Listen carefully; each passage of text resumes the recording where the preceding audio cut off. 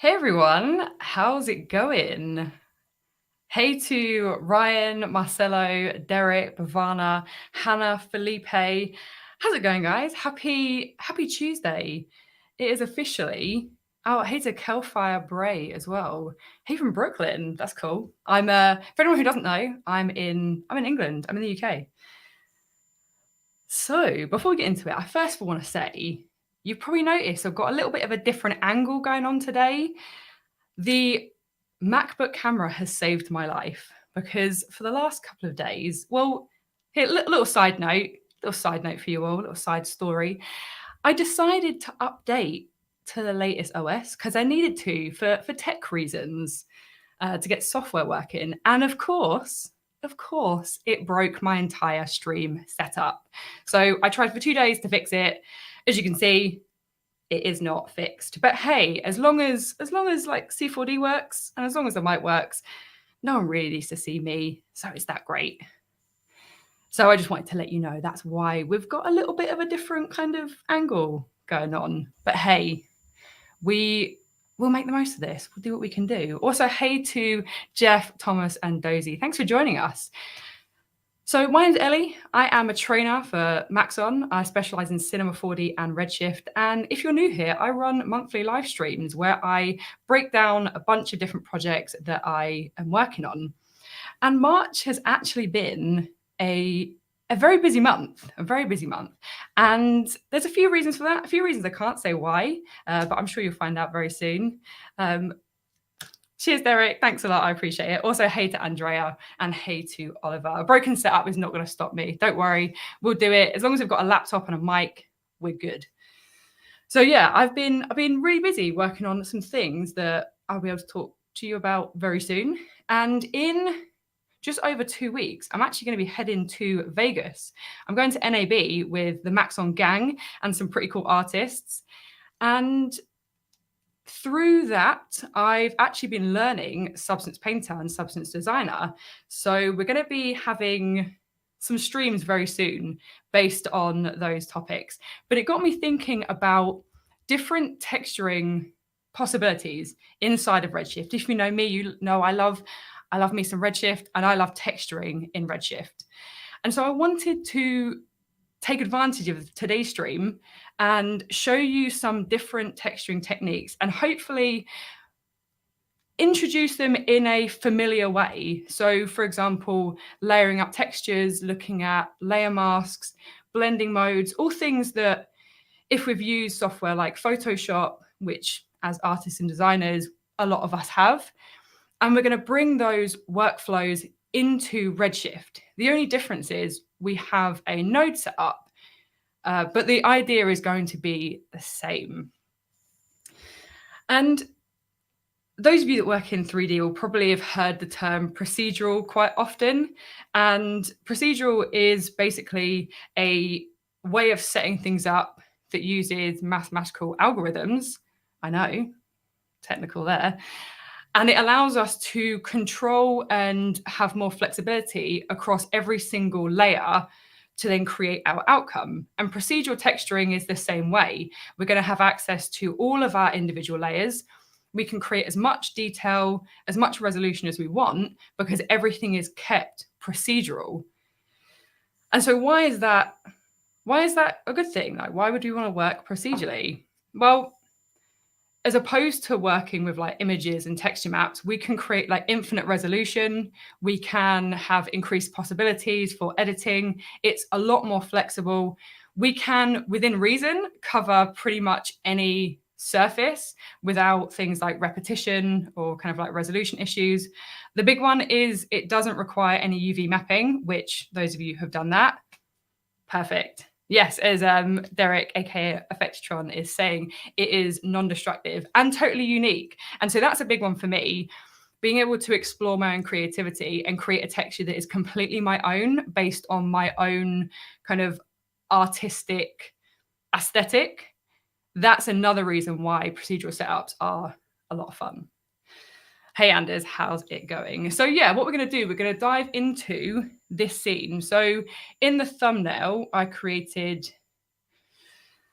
something that looked a little bit like this, taking a couple of little assets and putting them together. And so this is just a more like kind of zoomed in version of that. And that's what we're going to look at creating. And so this mushroom asset was sculpted by the amazing Ian Robinson, a Maxon Trainer and ZBrush artist. And he was kind enough. So this is actually one of the assets that we're using at NAB, but that's the only kind of spoiler or teaser you're getting for that. But I asked him, hey, Ian, do you mind if I use this asset for this stream? And of course, in true Ian fashion, he was totally cool with it. And he's also allowed me to share it with you all. So in the description in the YouTube sort of little bio down here, you should be able to find the Dropbox link for it. What I'm also going to do is I'm going to link it in the chat anyway, just in case. So let me copy this link and ping it in the chat. So feel free to download that. I'll give you a couple of seconds to do it. And you're more than welcome to follow along. All you got to do, throw it into Cinema 4D. Actually, you know what? We're going to do that anyway, because I did a couple of small things to the model just before I brought it into here. So let's actually do those just to get it ready. So again, if you have any questions, then there's a little chat area somewhere around here. I don't quite know where I am at the moment. And yeah, let me know, and then we can answer them live like we like to do. So here is the FBX. So I've actually got a high and a low res version, courtesy of Ian, but I've just put the high version in Dropbox. So I'm just going to drag and drop that in here. I'm not even worried about my FBX settings, but as you can see, we get a load of really cool settings in here. I'm just going to press OK, and then we have our model inside of here. So I'm going to delete this little mini one here. We don't actually need that, but in the final version, I did end up using that. And so you can see this is such a cool model that Ian made with a lot of like really nice detail. We can see all of this in here. And if I go MB, we can see it's a very high res model, but it's great. It works perfectly fine in Cinema 4D for what we need. So the only thing I actually did to this was I separated the different elements. And so I wanted to have an individual texture for this top section, this underneath section, and then this one in here. And the way I believe this was created, I might actually need to confirm this with Ian. The way I think this was created inside of ZBrush is with 3 different elements. And so what that means is it's going to allow me to separate these into different elements really, really easily and really quickly. And it's going to be like 2 clicks. That's it. So I'm going to take my object. I'm going to go into Tools, Convert, and then Polygon Islands to Objects. And that's now given me a little drop down here. And we now have our different elements all separated off, just like this. And again, the reason I can do this is because I'm pretty sure it was created as 3 separate elements inside of ZBrush, then imported in. So that's what I did, because then it allowed me to create 3 different materials for the 3 different main elements. And the only other thing, I guess, just to cover all bases, because normally I would build the whole scene from scratch, but again, we only really want to focus on the procedural texturing side of things today. So the only other thing I did was just to pull those elements out and then press Option G with everything highlighted, and it's going to group everything into its own null, sort of like grouping inside of Photoshop into its own sort of little folder. And then what we can do is we can take a deformer. So what I did, I ended up using a bend deformer and then put that on the same level just under our null. And then let's just make this bend quite a little bit smaller and something like that. And then as we sort of increase our strength, we can not have that stretching by just going to keep length. And then now what we can do is we can throw in a bunch of the same hero mushrooms, just control the bend, and then it kind of looks like we've got a bunch of different elements, right? So we don't just have to control the scale or the rotation, we can actually just add a little bit of bend to each of them. And that's what I did on this final image. That's why when we come into here, we can see we have a loads of different like bend deformers going on. Also, to Lacompe, how to save render settings so we don't have to set Redshift every time. So what you can do is you can change your renderer to Redshift and you can save that as your default scene. The only thing I would say, and to sort of be cautious of when you choose to do that, is when we change our renderer to Redshift, it automatically allocates, if we're using the GPU version that is, it automatically allocates 90% of your GPU to Redshift. And so those of you who work with like simulation or working with things like Pyro, and you get those GPU errors, don't change your renderer to Redshift. Do your simulation, do everything you need to do, bake it, cache it, etc., and then change your renderer to Redshift. Chances are you will find that a lot of those error messages disappear. So it's all good setting Redshift as your default, but my personal suggestion would be to create everything inside of Cinema 4D before you then need to then do like lighting or texturing, because then you need Redshift. Can this be done in? Hey, no worries. However, shout out to Jonas for that tip. I cannot take credit for that. Just to let you know. Cool. So yeah, let's just get rid of some of this stuff just because it's going to slow us down for now. So let's get rid of that, and get rid of that. And this is what we've got. Let's start building some procedural textures. So yeah, just to clarify, that may not eradicate the GPU errors entirely, but it will save some of them, I promise you. All right, cool. So we've imported our model, and so this is the scene we've got. And just to show everyone just the rest of the setup, just so you all know. Again, I'm going to add this folder onto the Dropbox later on. This folder, this scene, onto the Dropbox, so you guys are going to have that. That's no problem. But here's my lighting setup. Just using the sun and sky and a couple of different area lights targeted to some different areas. Because again, those of you who work with Redshift or any other renderer, the real key behind nice looking materials is nice looking lighting.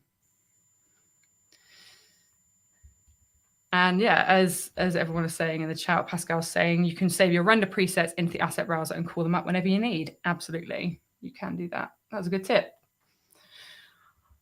Okay, right. So let's just create our 3 materials, and we're going to start from scratch. Can we achieve this in Cinema 4D R20? That I do not know.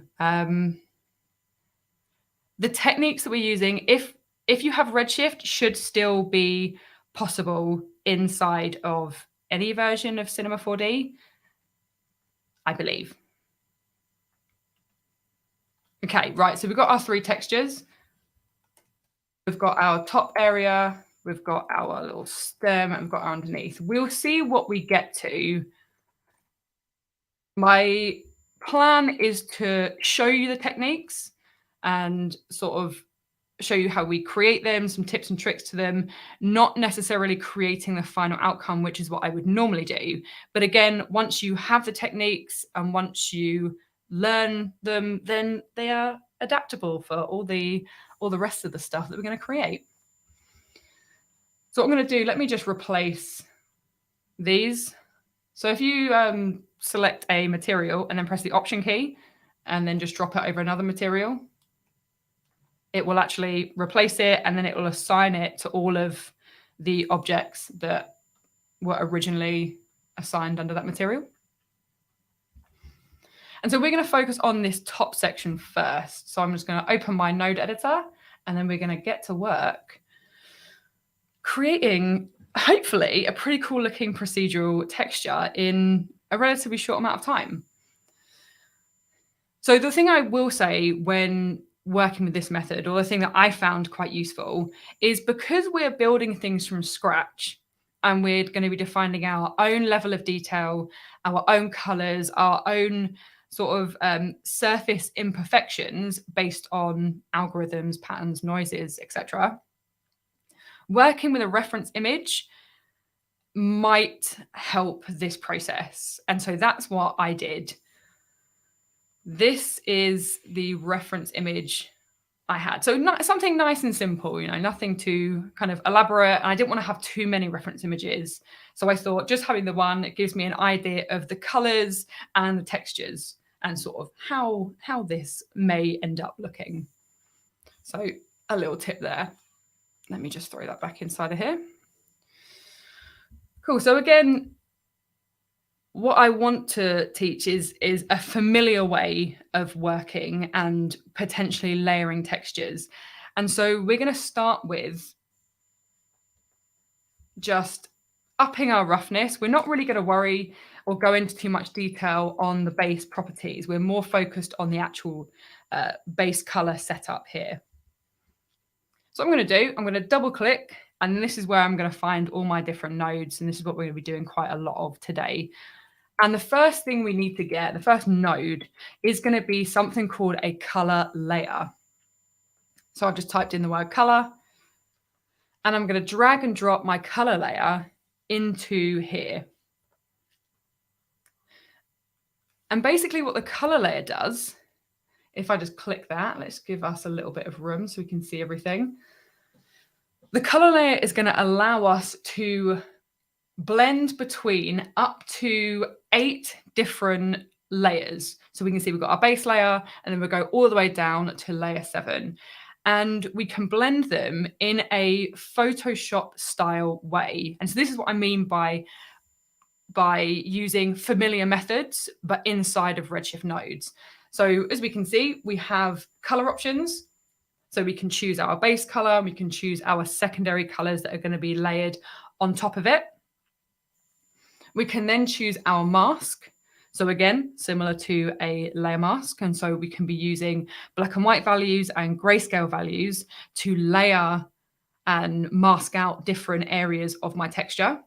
And then finally, we can then use blending modes. And if I just show you these, again, if you're used to working inside of like After Effects or Photoshop, you will recognize these type of blending modes. And so this is what we're going to be doing. A lot of this is just going to be combining elements inside of our color layer to create what will eventually look like a really nice and cool looking texture.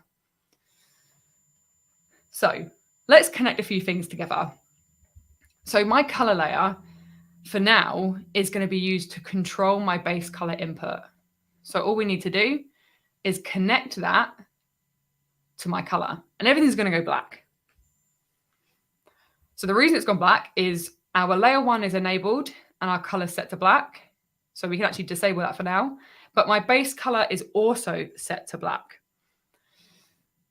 And so let's find some colors that we might want to sort of start using. So let's not go with that. Let's go with maybe like an orangey red. So now we can see we've added that base color on top of here.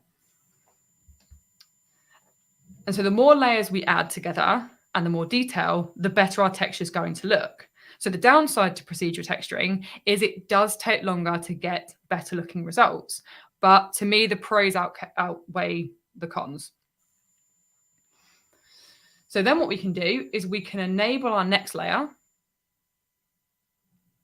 which is going to completely overtake. So the same as if we threw like another layer on top of another layer in Photoshop, it's going to overtake that one unless we use a mask or a blending mode.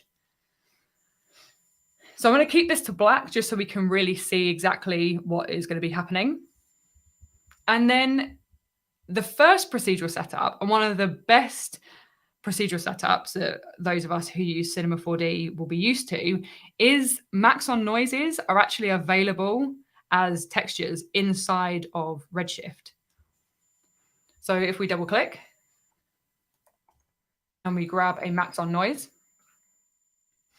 we have all of the noises and all of the settings and the different algorithms to then create really interesting procedural detail and imperfections and patterns. So let's just solo this noise. And so again, what we're going to need to do is, because I'm working at a really small scale, I'm going to need to scale down all of my textures. So let's go into our input. And I'm just going to go to 0.01. And so, yeah, remember, if you're working with large scale objects, the default sizing should be fine, or you might need to make it sort of bigger. If you're working with small things like I am in this case, our mushroom is quite teeny tiny.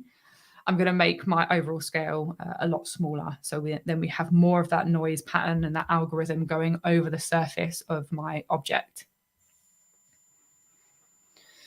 So let's just up our contrast slightly inside of here, just so we have a few more of these like darker areas. And then what I'm going to do is I'm going to connect this Maxon Noise into my mask.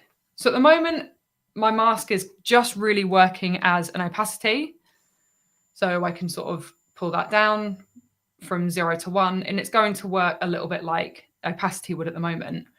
However, what we can do is we can plug this straight into our mask.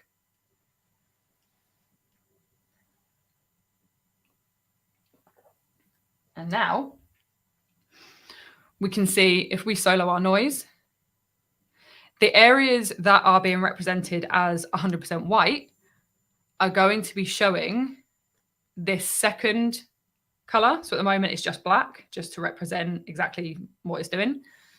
And then the areas that are black, we can see are going to be showing that the underneath color, which in our case is this red color.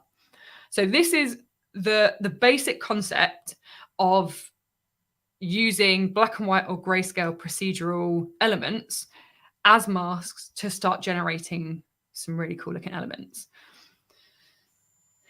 And so what procedural workflows or techniques are there? And that's what we're now going to dive into. So the Maxon Noise is the first one. We are going to be ending up using this a little bit later on in some of the other setups. But for now, I'm actually going to get rid of that. And I'm going to start to build up this like I normally would. So the first thing I want to do is I want to define my actual second color. So let's just drag that same red into there. And let's choose a darker, more red color. Something like this. Cool. Okay, right. So now let's grab a different node. So really interesting node that's going to allow us to generate, again, another procedural grayscale layer mask is the Curvature node. I'm just going to type in most of the word curvature. I'm going to pull that in. And we have two different main modes, which is convex and concave. And what it represents is the outside edges or the inside edges. Yes, Ryan, you can drag. Again, shout out to Darren for that. Pretty much everything I know is thanks to a lot of other people. Yeah, you can drag colors over another. He told me about that recently. So yeah, diving into curvature. So again, we're going to solo that. Soloing is the way I like to see exactly how a particular node is projecting onto the surface. I find it a really nice, quick way of working. All you do is hit that little S key. It's going to go orange and it's going to solo it in my render view. So again, we don't really see anything, and that's because we need to just reduce this radius. And so this is the range in which the shader is going to calculate the surface curvature. So let's go down to maybe something like 0.01. Mr. 0.01. Cool. So we can see we're getting those convex areas of my model, of my geometry, or we can flip it around and we can get the concave areas. And so using both of these is a really, really great way of adding some extra detail. So let's leave this to concave for now. And then what I'm going to do is I'm going to connect that into my mask. And so now we can see we're getting some of those extra little dark areas of that second layer. So to answer Bhavana's question quickly, let me just sort of show that. The benefit of cranking the number samples is the same as in render settings. When we up our samples, we get less grain and less noise, and we get cleaner results. It's the exact same idea here. By upping our samples inside of our curvature or inside of nodes like AO, we're going to get really cleaner results. And so that's the idea behind that. Cool, so we've got our curvature in here. Really quickly, actually, I do want to do a side note, sort of tangent. We like them, don't we, on streams? So with curvature, it is based on the actual geometry. And so if I had a flat surface, I can't generate curvature with that. It has to be detail inside of my geometry. And so I wanted to really quickly show just like a side trick to create some texture, which may help, because curvature is such a great procedural tool inside of here that if you have a model that doesn't have enough texture, how do we add texture? Okay, so let me just go into here, and just for the sakes of this, let's grab a cylinder. And then let's just fillet this a little bit. Okay, so let's go work plane, and I'm going to make this editable. And then we're going to go into our sculpt menu. And so if you're advanced or used to using ZBrush, definitely take the FBX, head over to ZBrush and add some texture to that. Unfortunately, I am not. So I'm just going to show you a quick way of doing it inside of C4D. So let's just subdivide this quite a few times, because we need to have quite a high res mesh. Let's just go to there just for the sakes of a stream.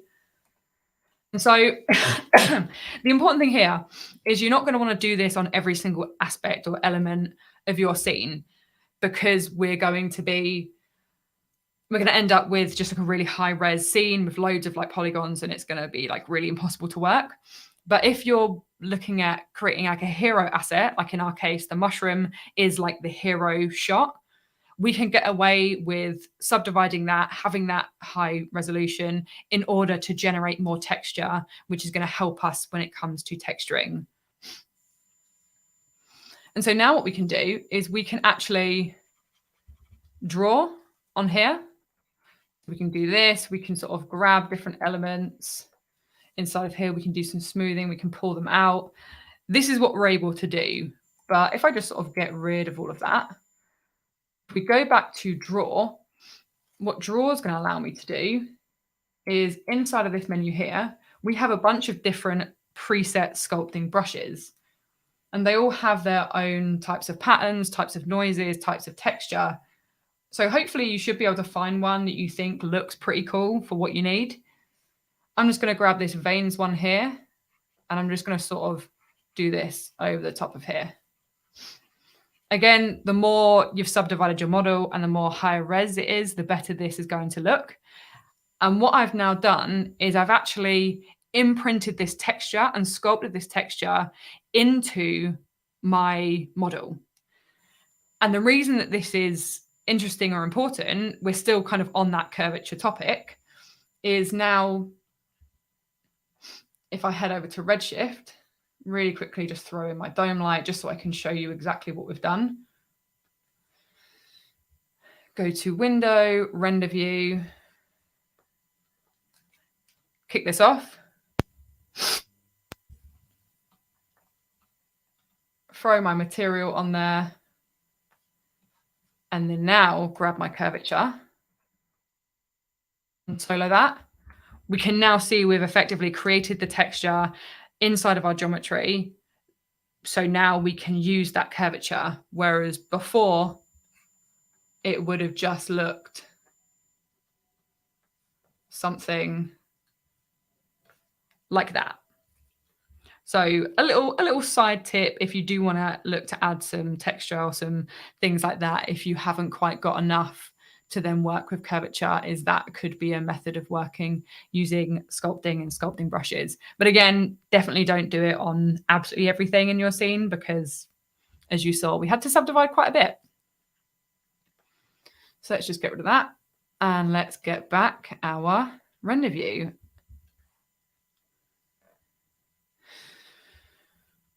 Cool, kick that off again.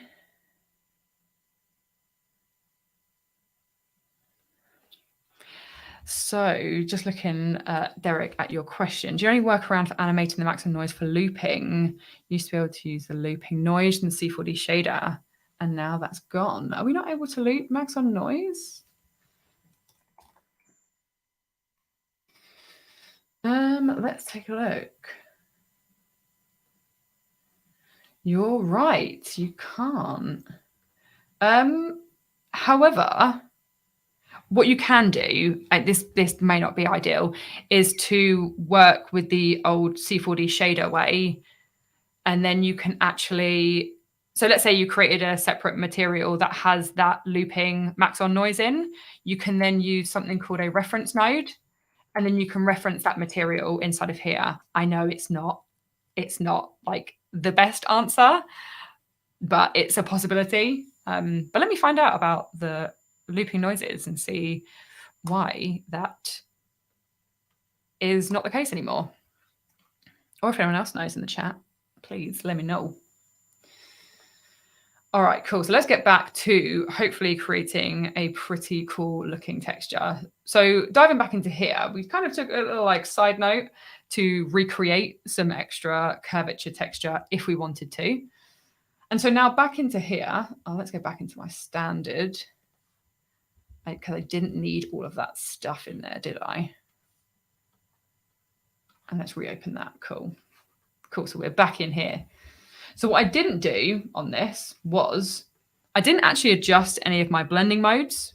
I've left this set to normal. So what it's done is everywhere that is white is showing the new texture or the new layer color. Everywhere that is black is showing the underneath. What we can do is we can come in and we can start to apply our different blending modes based on the look that we want. Again, we're not going to talk about, I'm not going to necessarily explain to you what every single blending mode does. Definitely have a little flick through, because some of them will give you results that actually look really, really cool. And you'll be like, hey, I didn't think of that one. Like difference is always like quite a cool one. So that could be a pretty cool option. So I'm going to leave that to blending mode for now, and I'm going to just look at creating a slightly different texture now. So I'm going to enable my next layer, and again, it's defaulted to black, and so we can see that over the top of here. What I'm going to do, the reason I'm dragging the colors in is because I find it's a really nice starting point. So if I want a slightly darker or a slightly lighter color, I find dragging it in and then adjusting my values is just a slightly easier way of working. But again, it is absolutely personal preference. So let's do a sort of like a lighter orange color, and then let's create some other stuff. I'm going to duplicate my curvature. And this time we're going to go with the convex option, and I'm going to pull this in even more. And now we have this result here. And so what I could do is I could use this straight away as my mask, could connect this straight away into my layer 2. But first of all, I want to show you how we can take this and we can adapt it even further. And so think of the more layers you do and the more detail you add, the better this is going to look in the long run. And so already curvature looks really cool, but what if we adjusted the contrast of my curvature with something else procedural, like a Maxon Noise? Then in our case, what we're going to do, we're going to grab ourselves a Maxon Noise. Again, we're just going to solo it just so we can see. And just find a noise that you think is going to look cool. A lot of us have our own like personal favorites. A lot of them actually look cool. So you can kind of just like pick whatever. And let's just reduce this scale down to something like 0.001. Is that going to be? No, that's okay. That's okay. And then maybe we can up our contrast a little. And then we can lower our high clip. So this output are our black and white values. So our high and low values, we can control brightness and contrast, all of our noise without having to leave the node. That's why they're so powerful and they're so interesting, because we can control so many different aspects. So not only do we have different noise algorithms, each of those then comes with all of its own settings and parameters that we can change. And so the chances are no one's going to have that same setup as you unless you've told them about it. So now what we're going to do is we're going to use this Maxon Noise to control the contrast of my curvature. And so the way that we do that is we plug that into our contrast remap and our contrast in here. And now we can see we're almost combining those two elements together to make this curvature look even more interesting than it did before. And then we can plug that into our layer 2 mask. And then we can maybe look at adding our different blending modes.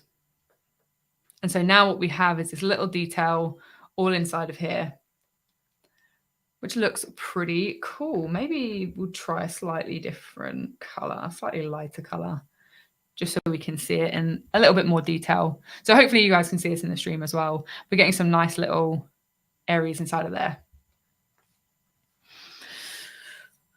Cool, right, so the next part requires a few different nodes. But basically what we're going to do is we're going to create a procedural setup that is going to be a gradient along an axis.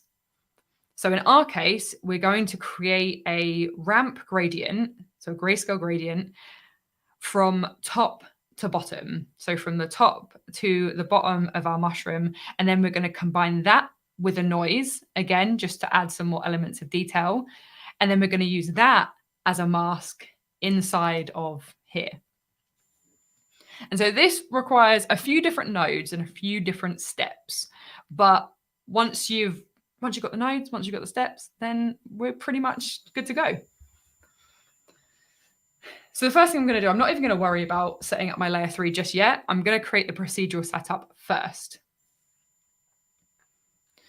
So let's give me a little bit of room and just save. So what we're going to do is we're going to grab what do I need? These are my little notes that I've got here. I need my state node. And what the state node does is it allows us to access different aspects of states of shading. So as you can see here, we have our normal with no bump, normal geometry, and then we have our tangents, our UV coordinates, and our different ray possibilities. And so what we can do is we can take this state node, we can then take the vector inputs to remap them. And then what we can do is we can split out the individual colors, for example, RGB and A. We can split out the individual colors. And if we split out the green, we then get the y-axis. So we get a gradient that goes from top to bottom, all based on this setup.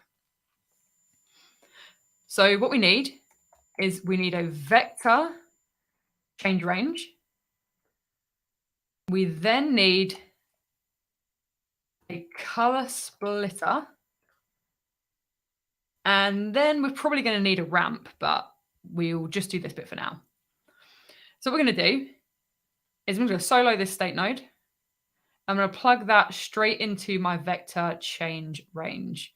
And what we do need to do is we actually need to invert this by changing our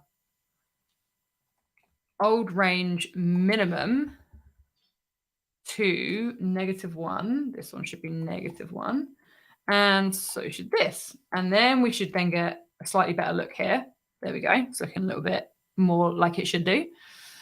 And then what we can do is if we plug that into the input of our color splitter. So if you work with PNG images to create like decals and stickers, the chances are when you drop your PNG into your node editor, you're probably using a color splitter to split out the alpha, which then would go into the opacity of here. So if that's a setup you're used to, this is kind of, this color splitter, you'll kind of understand what exactly it's doing. And what the color splitter is going to do is it allows me to then split out those different components to then use inside of texturing and inside of shading. So red, R, is going to be our x-axis. G, green, is going to be our y-axis, so our up and down. B is our blue, which is our Z or Z axis, which is our depth, and A is our alpha. So because I want a gradient going from top to bottom, I can take my green and let's just plug it into my color just so we can see what it looks like. If I unsolo that, that'd be handy too. Okay, so now we can kind of see it, but we need to actually tweak our black and white handles. We need to tweak this gradient a little bit. And so trusty old ramp node, we're going to just drop that over that branch and it's going to connect automatically for us if you're using Cinema 4D's node editor. And then what we can do is we can then pull in this handle or this knot. And now we've been able to create a gradient. And so again, all of this is about creating an interesting looking mask, an interesting layer mask. And so you're probably thinking, oh, why is this important? Well, we now have a gradient that goes from top to bottom, which means we can now mask out different elements based on this gradient now inside of my color layer. And so to take this a little bit further, what if we wanted to combine this with something before we put it into our color layer? So we're going to be having color layer squared going on in a minute. So what I'm going to do, I'm actually going to pull this handle down, and I don't want to have a really 100% black on here. What I do want to do is I'm just going to pull this in and maybe make this about 10%. So we now have a more gray to white scale as opposed to fully black. And then what we're going to do is we're going to mix this inside of a color layer again. So if we drop that into our color layer, and let's just solo that. And we're going to combine this setup again with a Maxon Noise. So all of this will make sense very, very soon. So again, find a noise that you think looks cool. All of this is like just what I think looks okay. So all of this is entirely down to you. Why do I prefer the node editor to the shader graph? So I learned the shader graph when I first learned Redshift. I learned the shader graph and I was adamant I would continue to use it. But with every new release and every new update, this node editor just is a really, really nice place to work. I really like the look of it. I love the ability to solo. Things like the auto connections now only happen in here. They don't happen in the shader graph. Derek Effectron is saying, it's easier to use. We get inputs already added for us. And for experienced users of Redshift, that's like, it's fine because we've learned the inputs and outputs.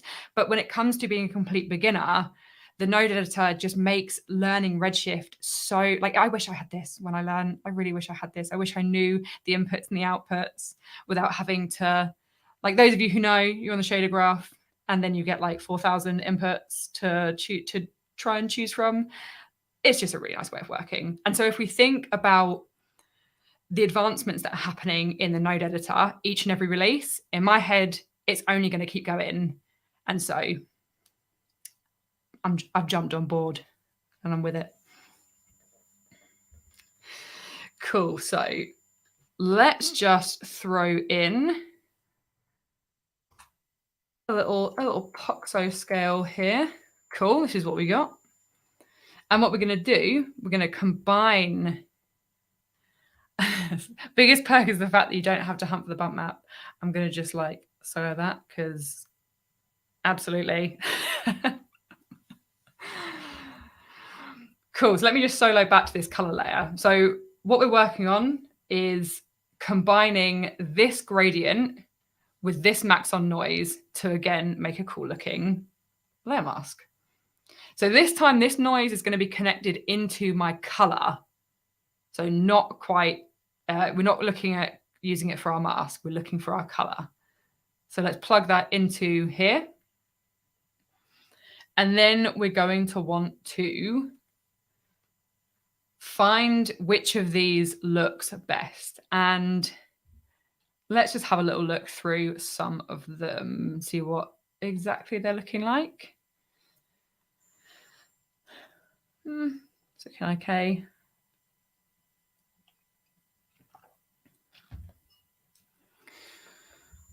Okay, yeah, difference.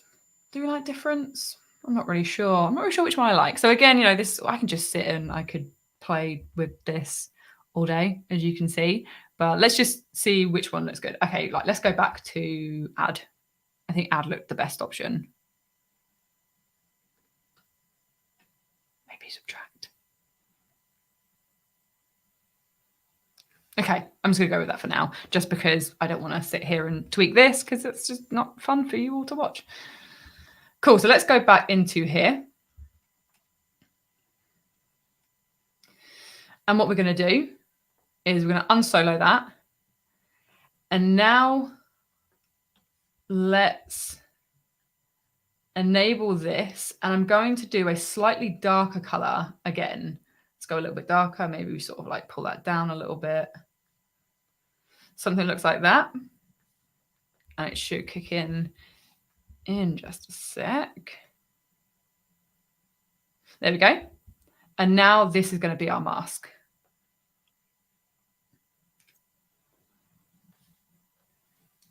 And then perhaps we will then want to just maybe average between the two. Or maybe want to multiply actually. Just add some more extra details, some more extra layers. And so far what we've done is if we just sort of disable, how am I going through them? Yes, up and down with on my keyboard. So as soon as you choose one, it's effectively like enabling that drop-down menu, and then you can just press down on the arrow key and up and down and flick through, which is so handy. So now this is what we have so far. So quite, with only really, what have we got, 4 layers? So our base layer and 3 other layers, we've now gone from what effectively looked like just a plain red material. So this is what it was looking like. And then we've just thrown in our different layers, our different procedural textures to then create this. And what's interesting about this is, let's say Ian changed this model, added some different elements or things to it. If I throw it back in and I throw my texture back onto it, it's all going to pretty much work fine because it's based on those procedural elements. It's based on the ramp, the noises, and the curvature that is all based on the look of the object. So the final thing on this one. So what have we got? 10-2. So we're doing good. We're doing good. So the final thing I want to do is just create some like white little elements on the top. So let's enable this, and then we're going to grab just a off-white creamy color. Cool. And the way I'm going to do this is I'm going to combine two Maxon noises. So let me just sort of give me a little bit of room. So again, inside the node editor, we can hide that thumbnail image just to sort of clean things up a little bit, because we don't always need to see them really. And what we're going to do is we're going to just solo this. We're going to come into Voronoi 2, I think is quite a cool looking one. And then again, we're going to scale this down.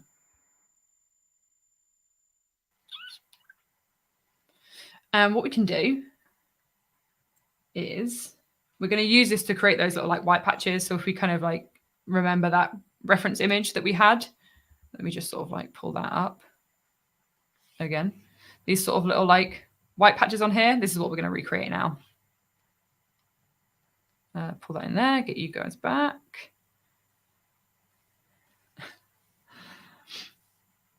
Okay, let's find this again. Right, cool. So let's have a quick look. And what I do want to do is up my contrast. Cool. So we have some of these little circle areas, and let's just sort of tweak the seed a little bit, see if we can get some slightly cooler results. Okay, yeah, that looks all right. And then, why view? Not let me, there we go. And then I'm going to duplicate this,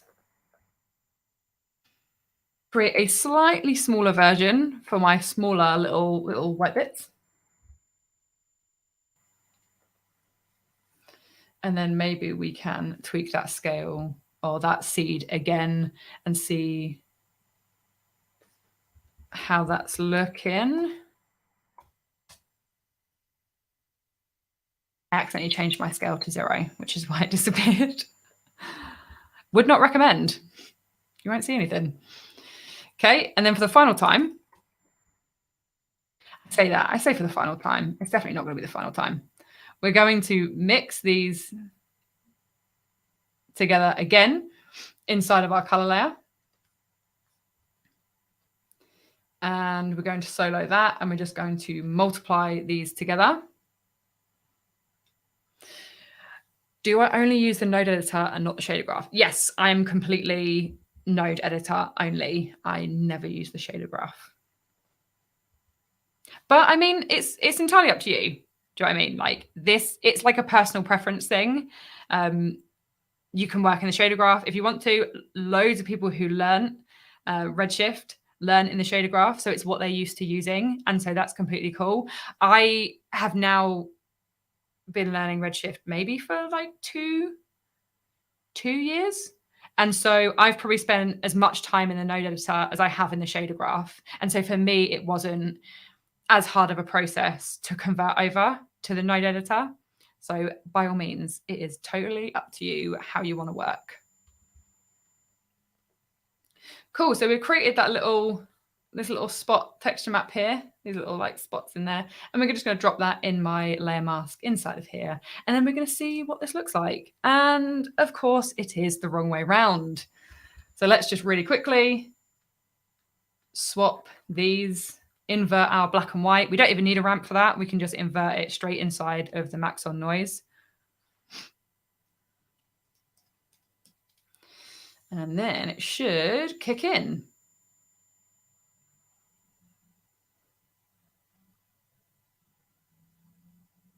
Okay, what have I done? What was... Can anyone see what I may have done? Because I cannot. Ah, okay, here we go. Here we go. That's what we needed. And then we can change that to normal. There we go. My bad. I had multiplied them together when I just needed to add my two things together. Okay, cool. So the thing is, we could continue to tweak this, and we could sit here for hours and we could add more detail. The important thing with this setup is, as we said at the beginning, the more additions you make and the more details you create and the more layers, the more interesting this is going to look. And what I will say is, as you can see, we can have color layers in color layers. And so what I'm doing is I'm using these ones to mix between our noises and create more interesting layer masks. But let's say you wanted to layer up more textures. Then what I could do is I could save this layer 7 area and I could plug a color layer into that and then continue my layers down. So we're not limited to only going to base layer and up to 7 layers. We can kind of hack it a little bit. Okay, so from here, what else can we do that is something a little bit different? Well, I'm going to show you my lazy way of adding or using this setup to create some additional surface detail. And so at the moment, we've not done anything else. All we've done is change our base layer, and we sort of reduced our reflection a little bit so it wasn't like super shiny. But what we can do, this is something that's just like a really handy little hack if you are lazy like me. Grab a ramp, drop this input, so our color layer, into the ramp. And then what this is going to do, if we leave our knots as black and white, we now get a grayscale version of that. You probably know where I'm going with this. So then once we have a grayscale version, effectively that can become a height map or a bump map. So if I grab a bump map node and then connect this all in together, yes, efficient. Yes, Derek, let's say efficient actually. And then I connect that into my bump map on my standard material. And then now what we've done is we've taken that entire texture setup, converted it into a height map, and then we're using it to create some bump detail. Maybe we don't need to have kind of too much detail going on. Let's just sort of refresh that. Sometimes if you're working with a slightly more intermediate node setup with a lot more going on and it's trying to think about things, you might need to refresh your render view sometimes. And so nice and sort of quickly, efficiently, we've been able to take that same texture setup, that base color that we've just spent that time and that energy creating, just use a ramp to make it grayscale and then add it to a bump map node to convert it into a height map to then add some additional detail inside of there, which is pretty cool. So those are sort of most of the setups that I wanted to talk about. And as we said, we weren't going to have time to sort of like do all of this, but I wanted to show you just sort of one more quick procedural setup, and that is going to be on this stem. And so let's just pull this into here. And we're going to really quickly set this up again by using a color layer. So let's plug that into there. And then let's just find some sort of like cream or off-white colors. Maybe something a little bit like this. Cool. So again, if I was building this from scratch in the same way that I did before, I did all the same techniques that we just looked at, combining Maxon noises, combining curvature. And one thing we didn't really look at is when working with like Maxon noises, don't be sort of afraid to mess with the remapping. And so what I mean by that is like your scale. So if we just sort of go to this, let's just sort of pull this down. Maybe we go a little bit smaller. and then up our contrast slightly. So don't be afraid to individually tweak the X, Y, and Z scale, because creating some stretching can actually look really, really cool. And so if we were creating like a tree bark or some type of wood, stretching this along gives us that impression of those like vertical lines that then occur.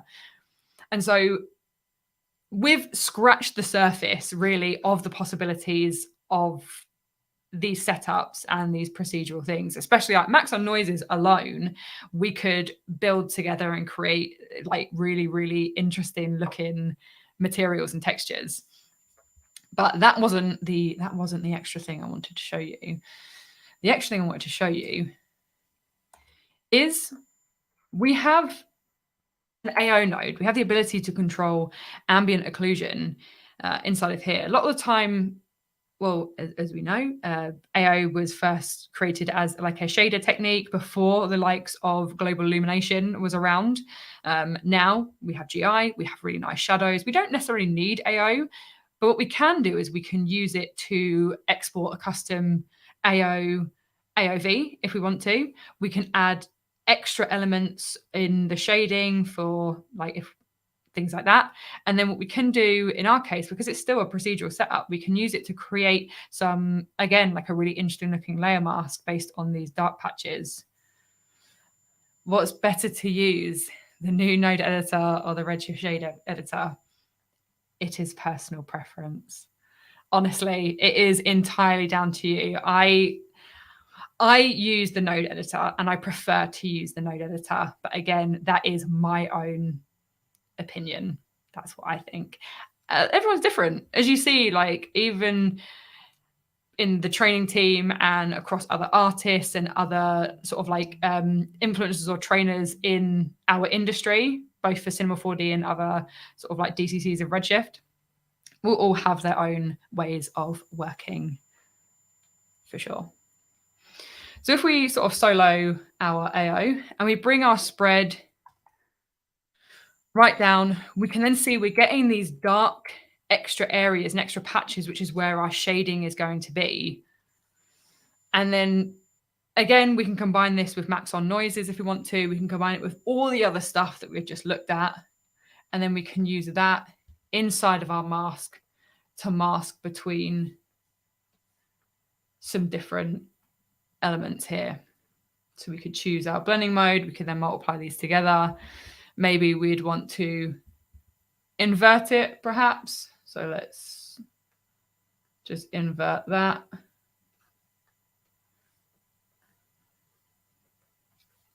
And then we get these little dark patches inside of here. Okay, so finally, before I take a look back through, because I know there's a bunch of questions I missed, so I'm going to sort of dive into those in just a sec. Final thing, if we go back to our main setup here, so what we can do, again, if we're talking about familiarity and things that maybe we recognize from other software that we can incorporate into here, is we have the ability to do a little bit of color correction inside of here. And so because the main idea of this was behind creating a detailed base color, we can actually come in and we can do a color correct. And what the color correct gives us the ability to do is to control things like our gamma, contrast, hue, saturation, and levels. So if I think, hey, you know what, I quite like this texture, but I wished it was more fill in, I don't know, request here. Let's say I wanted it to be more saturated. I could up my saturation and then it's going to kick in. And now we can see we get a more saturated look. If we wanted to have a darker look, we can pull those levels down and then we get a darker result. And so hopefully, even though like I know we've got quite a big setup going on, so if we sort of like pull this out, and maybe if I showed this at the very beginning, you might think, oh, what's going on here? But really, it's just a lot of the same techniques put together and combined. And we're using things that as artists and designers, we are used to. So if we sort of disregard some of these nodes, we're really just creating cool patterns, cool grayscale or black and white patterns that are going to become our layer masks. We're just doing this with noises and other procedural elements like AO and curvature. We're then defining each individual layer color. And the thing is, what we can do is we could put any of these noises inside of the color and remap the color with a ramp. We're not limited to putting them inside of the mask. That's just what I chose to do. So we're then combining the colors, combining our layers. We're using black and white and grayscale texture masks, and then we're using our blending modes to mix all this stuff together. That's really kind of just what we're doing on the surface. Okay, so let's just to sort of like finish this off, let me dive into some of these questions. So I can't promise I'll be able to answer them, but I can give it a go. So let me come back up and take a little look and see maybe where we've got to. Right. So first of all, thank you everyone who's still here, is hanging out. I hope you enjoyed the stream, and I hope you liked sort of like learning about this stuff. So let me just, if you've got any questions as well, drop them in. I'm just sort of scrolling up to the top to see what we got going on. Cool. Splitter and texture packing. Yeah, that's cool. Yeah, a lot of questions about the node editor and the Redshift shader graph. Again, you know, we've talked about this. Like, it is completely preference. Curvature will work on the normal map or bump map on low poly model. So the thing is, on a low poly model, the curvature won't show anything. Well, within reason, it won't really show anything because it's based on the amount of detail in the actual geometry itself. So you would need to make sure that you have enough geometry, sort of texture or detail to use the curvature. To fake it, what you could do is take Maxon noises and then create the look of the texture that you want, and then use that in your bump for your surface detail. Or like we showed sort of however long ago, you can subdivide your model and then use the sculpting tools, and then curvature will work. But yeah, it won't work if we don't have the detail on the model to begin with. Cool, just diving into a few more. Hey to Andre as well. Again, about the node editor and the shader graph. Yep. Can we use the multiply node instead of the color layer to optimize the overall process? Yep, absolutely. We could. So you're thinking of sort of multiplying that. I don't know if that would work in the same way, because what we were doing is we're combining color data to recreate color data. So I'm unsure if that would work in the same way. So that's why we're using the color layer, because we are inputting like grayscale color data and grayscale color data, and then we're mixing that together to then generate our grayscale layer mask. Hopefully I've understood that. How would you soften the white splotches and drive bump or displacement? So I could soften the white splotches. The reason that they were so heavy is because, or they were so I don't know what the word is yet. The opposite of not blurry. So sharp. The reason they're so sharp is because I upped the contrast. So I pushed that contrast, which basically eradicated any of the grayscale in between values. And all I had was 100% black and 100% white. So if you wanted to have more of a smoother and gradual like fall off or transition, then absolutely just pull that contrast back down. And then you'll get some of the mid-gray colors or the mid-gray textures, and then that will give you a nice little blend between. And yeah, you could use those to drive bump or displacement. Again, you could just plug this or this whole white splotches setup into a bump map or into a displacement map, and then that will work in exactly the same way. Is a scene full of procedural nodes? So I keep forgetting to click them. My bad. New streaming setup. Is the scene full of procedural nodes slower to render than PBR because of all the additional calculations? So this, I did sort of like have a little research about this, and I don't think it is necessarily faster or slower with whatever method you're using. What it will be though is it isn't as heavy on the memory than if you're using like 2K and 4K textures, because we're not using data-driven imagery. We're using like the algorithms for procedural texturing. So honestly, I don't think there is anywhere that's kind of like proven that said it's faster or slower in my experience that I've found. Again, it's looking in the new tile node gives some great options. Yes, this is just a good thing to point out. The new tile shader has great options. Like, I've spent a lot of time in the new tile shader. Yeah, you can create some really interesting things. Brian is absolutely dead on with that. Okay, so this is a great thing. This is a great sort of question. Thanks, Dancing Fish Productions. Also love the name. So speaking of noises, any idea why my noises don't stick to my objects when they're animated? Is it just a case of projection method or something in the material setup? So this is down to things like UVing. So a noise is sort of like, imagine it's like static in space or in place. So as your object moves, it is moving through that noise pattern. If you UV your model, then your material will stick. Also, I believe you can actually pin the material using the pin material tag, and then your noise should also stick to it. But no, that is a good point.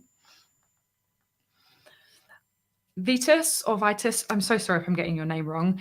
There used to be some nodes missing from the shader graph in the new nodes. Are they no longer missing? So yes, this is still the case. So things like shader baking, so the C4D shader, and stuff like that. So if you use like substance assets and things, and you're connecting to substance using the, what's it called?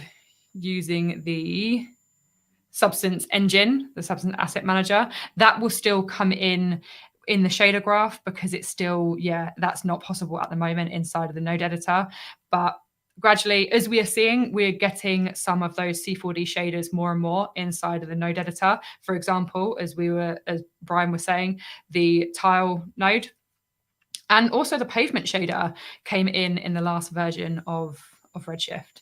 So yes, some things are coming, but yeah, certain things do still require the C4D shader, which is only possible inside of the shader graph. Just having a quick flick through. So I'm using the vector change range. So Bhavana was wondering about the vector change range. So what I'm doing is I've just used the vector change range to remap the normals. So sort of inverting them.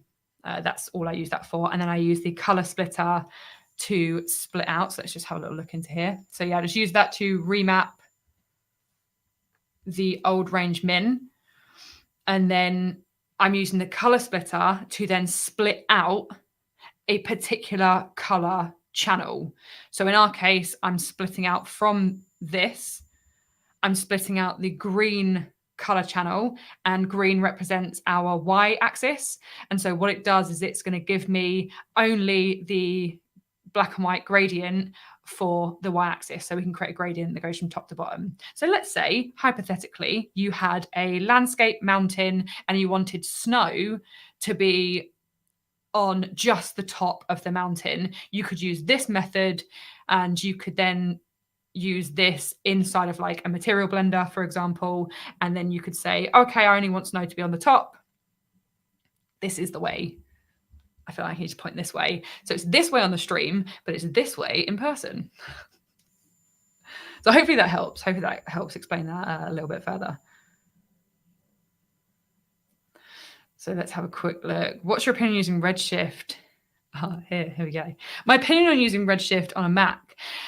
My opinion is biased because I have never used, well, not biased probably the wrong word, is I have no comparison. I've only ever used Redshift on a Mac. I've never used Redshift on PC. So I have I don't have a valid opinion on the two of those. However, I used to use an Intel iMac. So the reason my whole streaming setup has changed and everything, and hence the not so good looking camera, is because I'm now using an M1 MacBook Pro as my main machine. And yeah, so much better than my Intel iMac. So much better. I was getting some issues. Anyone that saw like maybe my last stream saw we were getting a couple of artifacts. So yeah, I used my M1 MacBook Pro, which is, yeah, M1 Max. Yep. And then I have a second screen monitor here.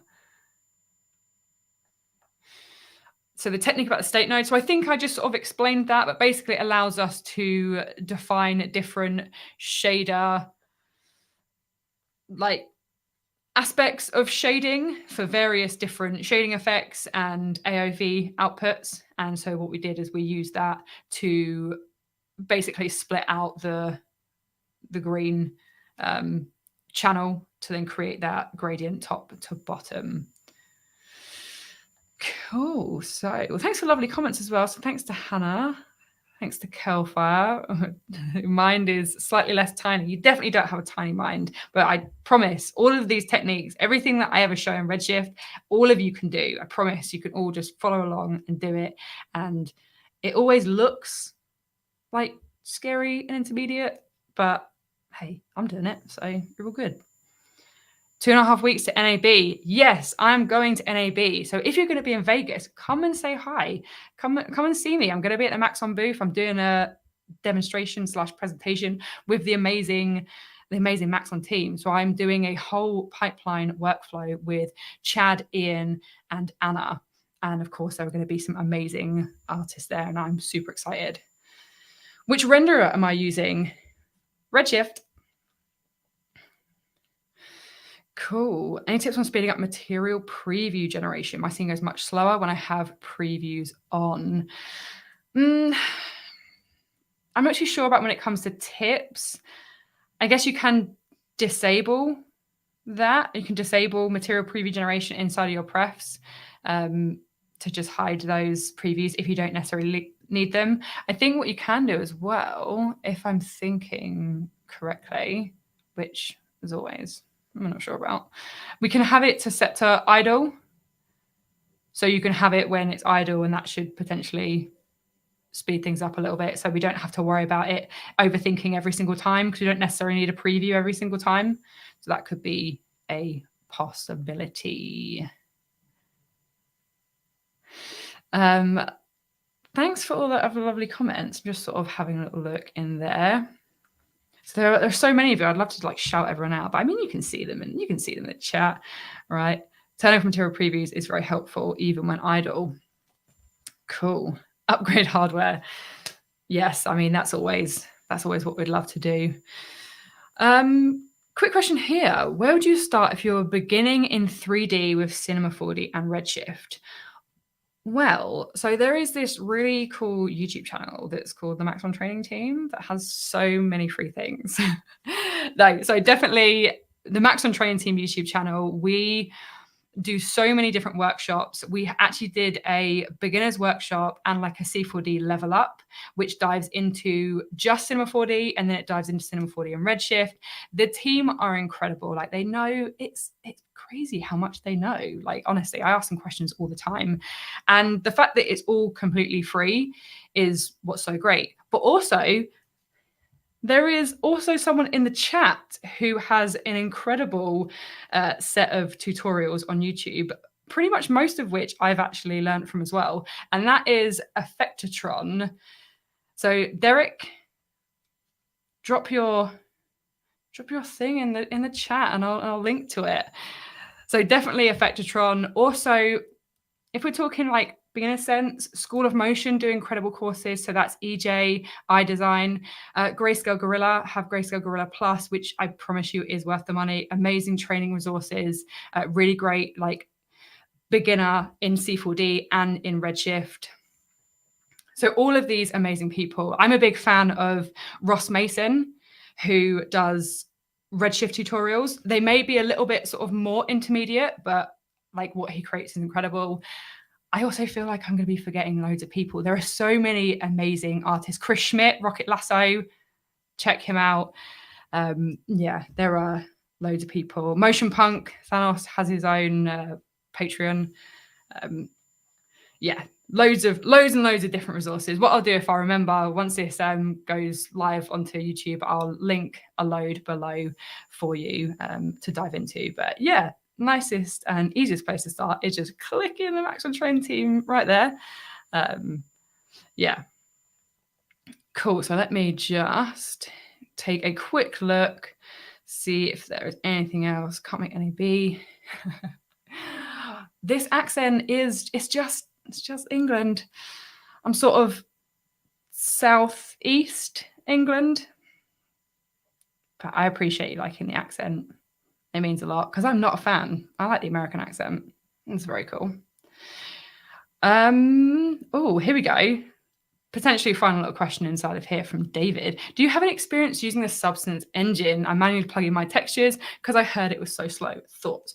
Okay, cool. So at the moment, if you want to use the new node editor, yes, the process is exporting your mesh maps or your texture maps from things like Substance Painter and then connecting them together using Redshift or your sort of renderer of choice. I am actually in the process of learning Substance, Painter, and Designer, and I absolutely will be doing some streams and some tutorials and quick tips and workshops all on Substance Painter, in particular the integration with Redshift and Cinema 4D. So yeah, the trouble is at the moment, what happens is when you use the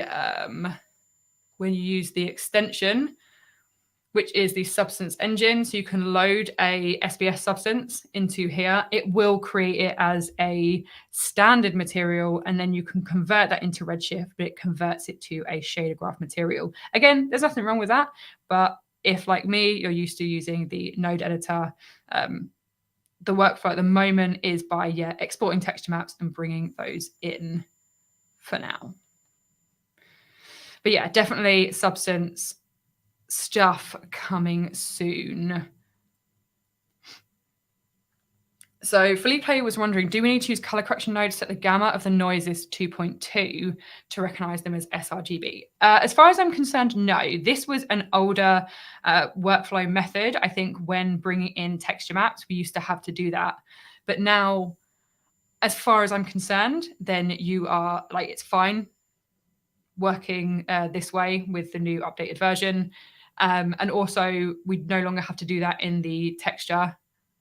We used to have to do it when we drag and drop a texture in. We used to have to do our custom gamma. We don't anymore.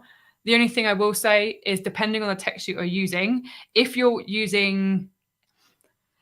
texture is going to be controlling a color input, so for example, if this texture was going into my base color, we do want to make sure our color space is sRGB. So we don't really have to deal with the gamma anymore, but we do want to make sure this is set to sRGB.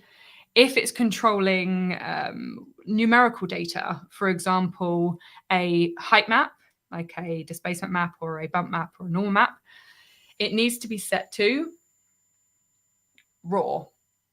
This is so it is then read correctly as it should be. Cool. So back into here. Yep. So Kelfire was saying 100% School of Motion and Grayscale Gorilla. Yep. Derek saying Lucas Thorup is dope and CG Hacks, of course. Yep. Ryan Motion Punk's amazing Patreon. Yes, it is Octane, but his stuff is incredible and his knowledge. And sometimes it is transferable, like concepts of lighting and things like that. It is all transferable. And again, everything in C4D that he does is just incredible. Okay, can you bake these shaders? I would presume so. I don't know a lot about doing bake sets inside of Redshift, so I may have to come back to you on that, and I wouldn't want to give you like a half answer. Vova was wondering, first of all, no question is a stupid question. Trust me, I ask the Maxon training team things all the time. No such thing as a stupid question. Why don't you use a material blender in this scene? Okay, so the reason that I'm not using material blender is because I'm using this setup to generate a interesting color map texture. So all of this I just set up. So all of this out, let's get rid of that. If we discount these, all of this is being used to create this color layer texture, which goes into our base color here. So I don't need to use the material blender. The material blender is really useful if I want to be blending between different materials, whereas all I'm doing is blending between different colors. So if we grab the material blender, you can actually see. So we have some slight similarities to the color layer. We have our base material color, and then we have our material color. So I think that's like, with the naming, yeah, there's some slight confusion there. But basically what the material blender is useful for is to blend between different versions of these. So our standard material, so if we kind of like hide everything, when we first create our material or our standard material, we get these two nodes. We get the Redshift standard material node and we get the output. And this is always where we would start. We would control all of our different base colors, our base properties, sorry, like our reflection, transmission, if we're making glass, subsurface, etc. All of that we can control. And so what if we had one texture that was glass and one texture that was metal? Well, then in that case, we would have two different standard material nodes. So we'd have this one that is our metal. Then we would have a second one that is our glass. And then we would blend them together like this. And then we would use a layer mask or a grayscale image, sort of like how we did before in the blending mask, inside of our blend color. So if I just go and click that. So then what I would do is I would then use my grayscale or black and white mask as the blend color to blend between my two different materials as opposed to two different colors. But a good question. Thank you. Cool. Just having a quick flick through some of the rest of the questions. Thanks for all these great questions, by the way. And thanks to everyone who's still here. I really appreciate it. Let's have a quick look at Jeff's question. If your default Redshift materials are set to be created in the shader graph, is there a way to create a material node in the node editor or just convert it from the shader graph? So I would just, convert it to, so I think at the moment the process is to convert to a Redshift material, and then you convert that to a node material. I don't know if you can go straight to a node, but yeah, that's what you would do. Just do that conversion process and then you should be good to go. But remember, at the moment, when converting a Cinema 4D standard material to Redshift, if everything is created inside of the Reflectance channel, so if we just really quickly sort of go into here and create a Cinema 4D material. So what you'll notice is some materials, there's loads in the asset browser that you can dive into. Some are created with the color workflow. And what that means is it uses the color channel here and it will have the textures and everything all plugged into there. However, some are created using the Reflectance workflow, which is like the PBR workflow, and everything is layered inside of here. Those won't convert properly because Redshift is unable through the conversion process to see the different layers in the Reflectance channel. So make sure when you are, or if you are converting your textures over to Redshift, keep an eye on those. Because you won't get the result you're after. And sometimes it is quicker to just find the layers or the textures and rebuild them inside of Redshift. sometimes that works. But yeah, so bear that in mind when converting. Unfortunately, it's not a one-click process. Okay. Cool. So I know we ran through those questions super quick. Also, yes, 100% to Wimbush, Happy Toolbox, Flipped Normals, and Digital Meat. Yes. All of these are amazing, amazing artists, designers, trainers, people in general. They're just all great. So yeah, what I'll do is I'll link all of those amazing suggestions and artists to their.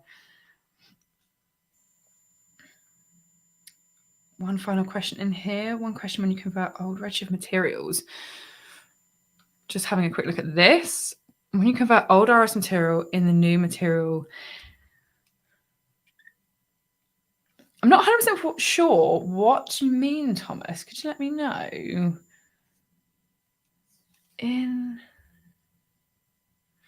So I think if you're referring to like the old Redshift material node versus the standard material node, yes, you will get different outcomes because the process is slightly different. So those of you who used to work with Redshift default material or the RS material and now the standard material, notice that there's some slight differences, and that's because it is more optimized, it's more of what we call energy conserving, and we get more accurate results. So you will see that things look slightly different, but it should be for the better.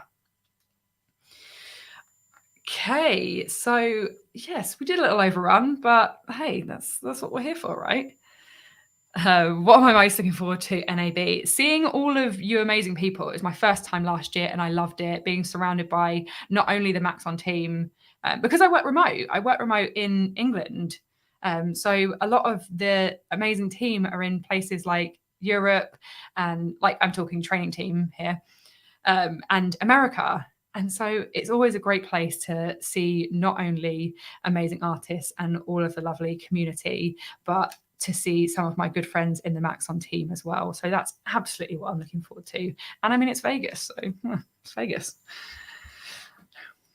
Cool. So I guess we should wrap this up, but thank you so much to everyone who was part of this stream. I really hope you enjoyed it. Like, I know we've totally kind of gone off into like a questions tangent, but I mean, I love that. And it's really great to be able to answer as many of your questions as I can, as you know. Sometimes I can't, but I'll be sure to find any answers that I haven't got to, and I can let you know on the next stream. You're always welcome to message me on socials. I am at @itwaselly on Instagram. Tag me in your work as well. I always love to see. So if you take this model, recreate your own procedural assets, just sort of send them to me. I always like to see. It's always great to connect with everyone on there. And finally, Thursday, there is a super special Ask the Trainer happening. And I'm going to be part of that along with the amazing team. There's going to be a whole bunch of us on there going through some things, some cool things. That is all I'm telling you. But it has been an absolute pleasure. Again, sorry/not sorry for overrunning because we love it. And it's really great to have hung out with you all. And I hope you have a lovely rest of your days, wherever you are in the world, whether it is the afternoon or evening, or whether it is a nice shiny morning if you are in the US. But have a good one, and maybe see you all on Thursday's Ask the Trainer. Have a good one, everyone. Bye.